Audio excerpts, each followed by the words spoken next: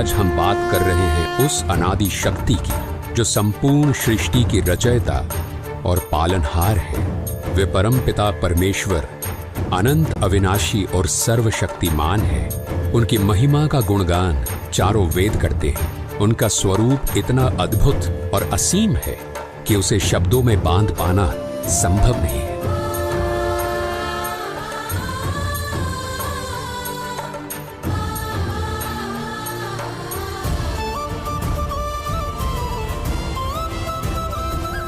वो कबीर परमेश्वर ही है जिन्होंने अपने एक वचन मात्र से इस संसार की रचना की।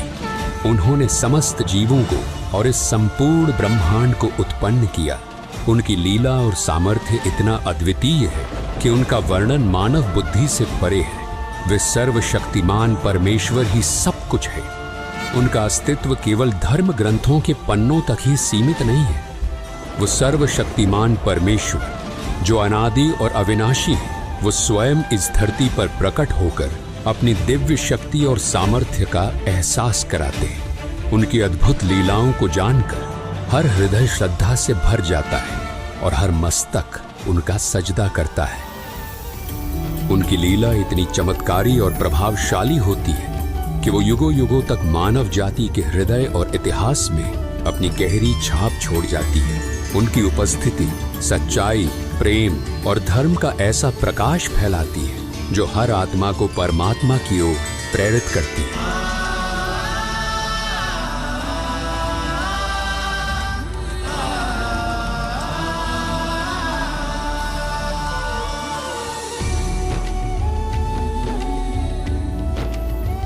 ऐसी ही एक अद्वितीय लीला घटी थी आज से 507 वर्ष पहले, जब मोक्ष की नगरी के नाम से प्रसिद्ध काशी में अंधविश्वास और पाखंड अपनी चरम सीमा पर था।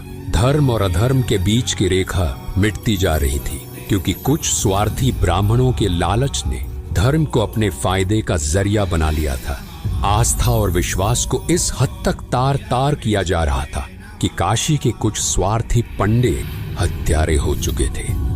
काशी और उसके आसपास के क्षेत्रों में ये अफवाह फैलाई जा रही थी कि जो काशी में मरेगा वो स्वर्ग जाएगा और जो मगहर में मरेगा वो नर्क जाएगा।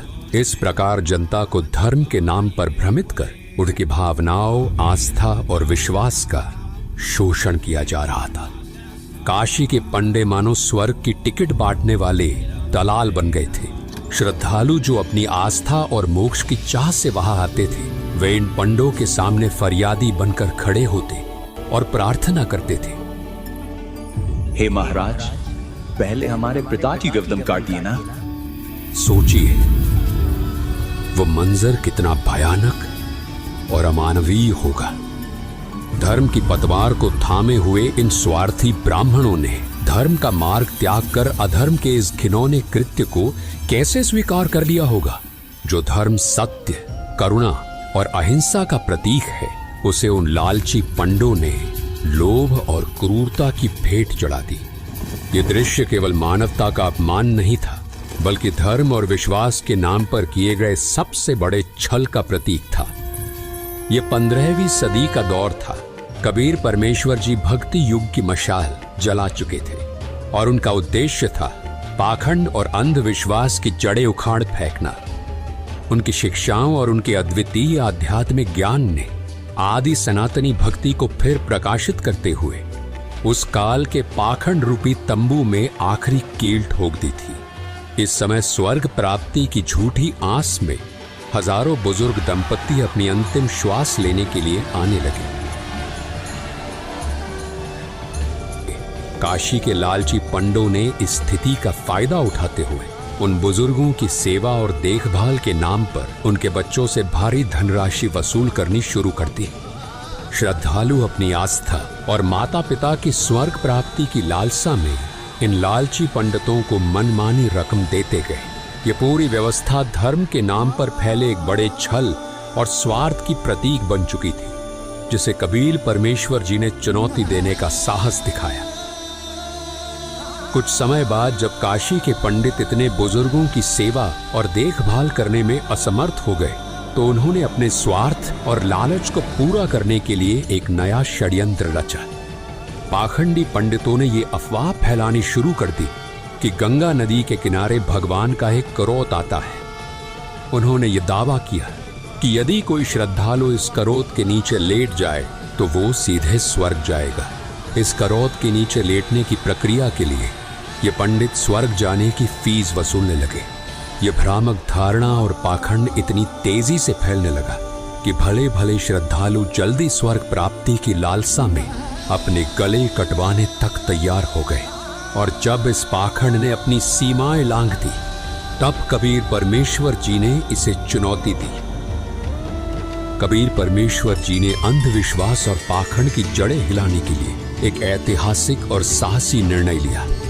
उन्होंने ऐलान किया कि वे काशी में नहीं बल्कि मगहर में अपने शरीर का त्याग करेंगे और स्वर्ग से भी ऊपर सतलोक को सहज शरीर जाएंगे। इस घोषणा से काशी के पंडितों और स्वार्थी लोगों में खलबली मच गई। निर्धारित समय पर कबीर परमेश्वर जी ने मगहर की ओर प्रस्थान किया।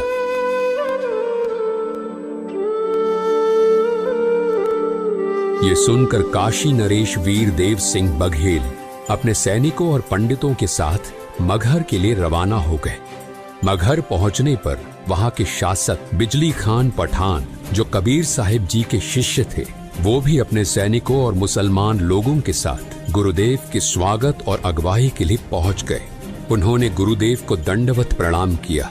कबीर परमेश्वर जी ने उन्हें मगहर में शरीर त्यागने से पूर्व स्वच्छ जल से स्नान करने की व्यवस्था करने को कहा। गुरुदेव की आज्ञा पाकर बिजली खान पठान ने तत्काल ही राजमहल से स्वच्छ जल लाने की व्यवस्था शुरू कर दी।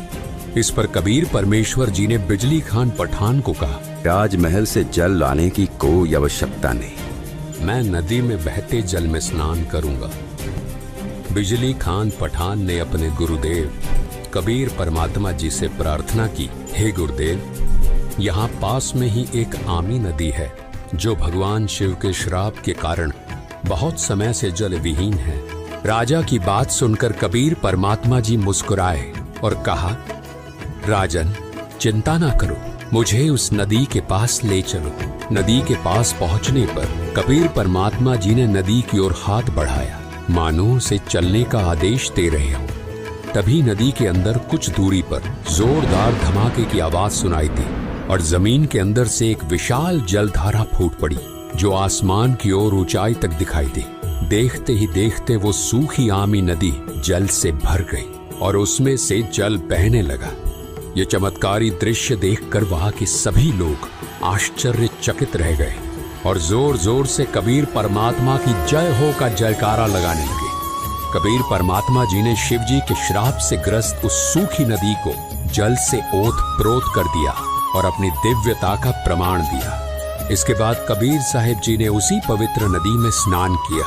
ये चमत्कार परमात्मा कबीर साहिब जी की शक्ति का एक छोटा सा नमूना था। कबीर परमात्मा के शरीर त्यागने से पहले ही दोनों राजा काशी नरेश वीर देव सिंह बघेल और मगहर नरेश बिजली खान पठान अपने अपने मन में विचार करने लगे। काशी नरेश वीर देव सिंह बघेल सोच रहे थे कि कबीर साहिब का अंतिम संस्कार हम हिंदू रीति रिवाजों से करेंगे, मुसलमान रीति रिवाजों से हम उन्हें दफनाने नहीं देंगे। दूसरी ओर मगहर नरेश बिजली खान पठान अपने मन में विचार कर रहे थे कि हम कबीर परमेश्वर जी का अंतिम संस्कार मुस्लिम परंपराओं के अनुसार करेंगे, यानी उन्हें कब्र में दफनाएंगे। इन काफिर हिंदुओं को उनके अंतिम संस्कार के रीति रिवाज नहीं निभाने देंगे। दोनों राजाओं के मन में ये अंतर्द्वंद्व चल रहा था और वे अपनी अपनी परंपराओं के अनुसार कबीर साहिब जी के अंतिम संस्कार को संपन्न करने के लिए दृढ़ थे। ये स्थिति उस समय की धार्मिक कट्टरता और वैचारिक संघर्ष को दर्शाती थी, जिसे कबीर साहिब जी ने अपने पूरे जीवन में तोड़ने का प्रयास किया था। परंतु कबीर परमात्मा की लीला इससे भी ऊपर थी और उनकी दिव्यता ने इस विवाद को भी एक चमत्कारी मोड़ दिया। दोनों सेनाओं को आमने सामने खड़ा देख कबीर परमात्मा जी ने स्थिति को समझते हुए दोनों राजाओं से प्रश्न किया, राजन, ये कैसा दृश्य है? तुम दोनों के बीच ये युद्ध जैसी स्थिति क्यों उत्पन्न हो रही है?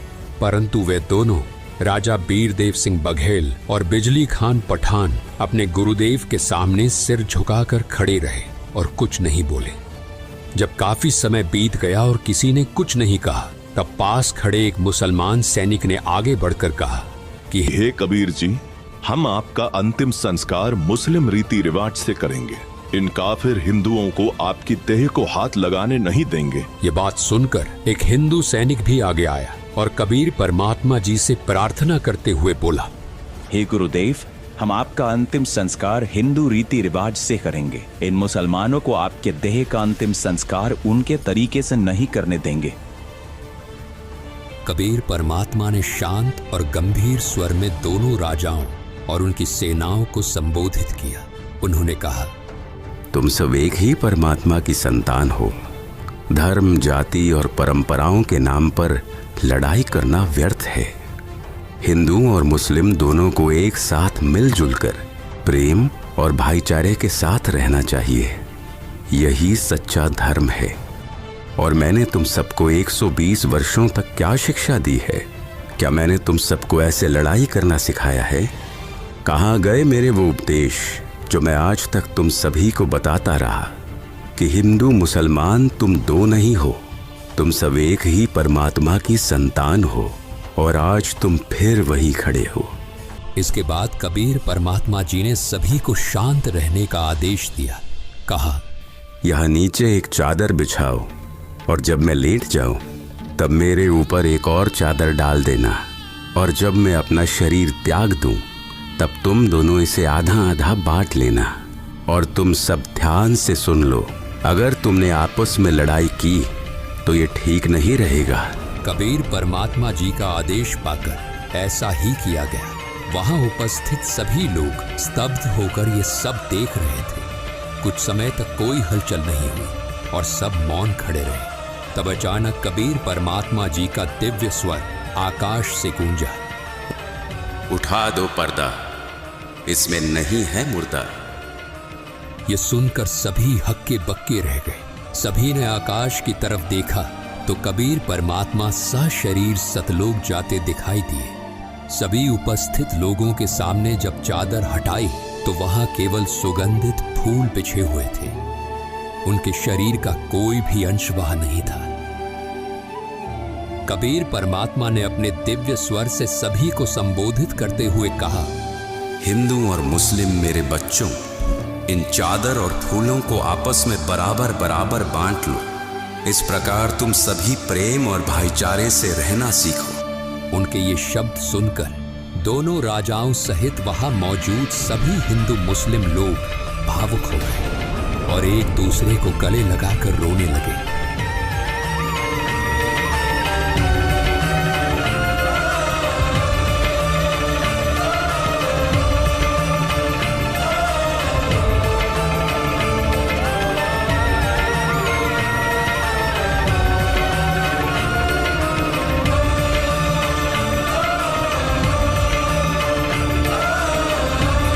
इसके बाद कबीर परमात्मा ने काशी के पंडितों को संबोधित करते हुए कहा, पंडितों, आज मैं मगहर से सहशरीर अपने धाम सतलोक जा रहा हूँ। तुम सब अपनी पोथियों और वेदों को खोलकर देख लो।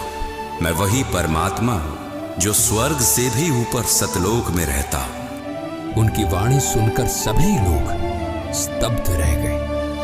कबीर परमात्मा ने अपने सतलोक गमन से ये संदेश दिया कि परमात्मा की सद्भक्ति करने वाला साधक, चाहे कोई मगहर में अपना शरीर त्यागे या काशी में सच्ची भक्ति करने वाला, अपने उद्देश्य लोक को ही प्राप्त करता है। काशी में मरने वाला स्वर्ग और मगहर में मरने वाला नर्क जाएगा।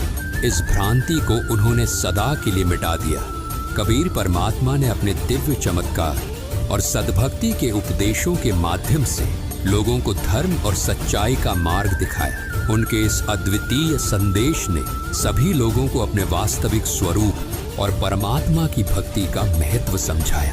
दर्शकों, आज उस पवित्र दिन को उन्हीं के स्वरूप बंधी छोड़ सद्गुरु रामपाल जी महाराज जी के सानिध्य में कबीर परमेश्वर जी के निर्वाण दिवस के रूप में मनाया जा रहा है।